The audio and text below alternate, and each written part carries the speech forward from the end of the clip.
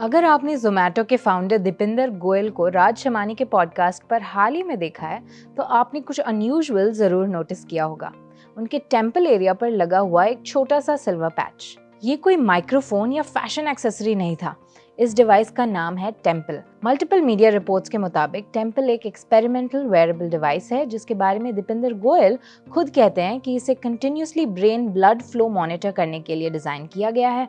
Temple दिमाग की ओर जाते ब्लड फ्लो को ट्रैक करता है। अब सवाल ये है कि कोई ब्रेन ब्लड फ्लो ट्रैक क्यों करना चाहेगा? मेडिकल साइंस में ब्रेन ब्लड फ्लो को ब्रेन एक्टिविटी और ओवरऑल ब्रेन हेल्थ का एक इम्पॉर्टेंट इंडिकेटर माना जाता है, लेकिन ये समझना जरूरी है कि क्या टेम्पल खुद एक मेडिकल डिवाइस है।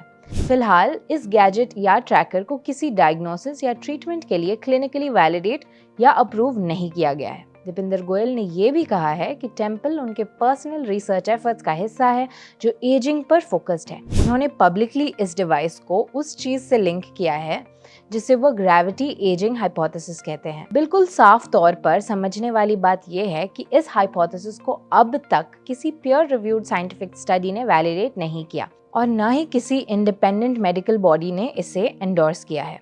अब एक और दिलचस्प डिटेल। दीपिंदर गोयल के मुताबिक टेम्पल एक स्टिकर जैसे वेरेबल की तरह डिजाइन किया गया है जिसे सीधे स्किन पर लगाया जा सकता है। इस डिवाइस की बैटरी लाइफ करीब 5 से 7 दिनों की बताई जा रही है। तो टेम्पल एक्चुअली काम कैसे करता है? दीपिंदर गोयल ने अब तक पब्लिकली कोई टेक्निकल स्पेसिफिकेशंस रिलीज नहीं किए हैं जो ये क्लियरली एक्सप्लेन करे कि टेम्पल ब्रेन ब्लड फ्लो को एग्जैक्टली कैसे मेजर करता है।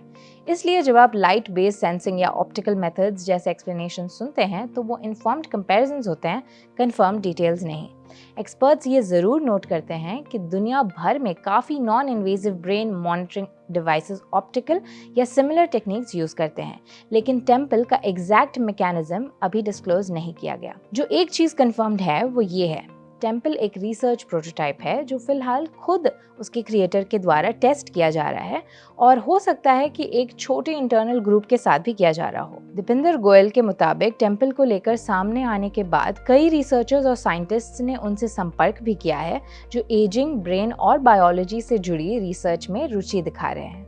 उनका कहना है कि टेम्पल का मकसद सिर्फ एक डिवाइस बनाना नहीं है, बल्कि एजिंग, ब्रेन और बायोलॉजी से जुड़ी रिसर्च में नई दिशाओं और नई ब्रांचेस ऑफ साइंस को स्पार्क करना है। ये डिवाइस ना तो सेल के लिए अवेलेबल है, ना ही इसे कंज्यूमर्स के लिए मार्केट किया जा रहा है। इसे एक फिनिश्ड हेल्थ प्रोडक्ट के तौर पर पोजीशन भी अभी तक नहीं किया गया है। ये एक एक्सपेरिमेंट है जो ये दिखाता है कि कैसे टेक लीडर्स एजिंग, कॉग्निशन और लॉन्ग टर्म हेल्थ जैसे टॉपिक्स को समझने में इंटरेस्ट ले रहे हैं और डेटा के जरिए नए सवाल पूछना चाहते हैं। आपको क्या लगता है, क्या फ्यूचर में ब्रेन ट्रैकिंग वेयरेबल्स नॉर्मल हो जाएंगे या सिर्फ ये एक नीश एक्सपेरिमेंट ही रह जाएगा? अपने ओपिनियंस कमेंट्स में लिखिए और इस वीडियो को उस दोस्त के साथ शेयर कीजिए जो टेक, साइंस या फ्यूचर ऑफ हेल्थ में इंटरेस्ट रखता है।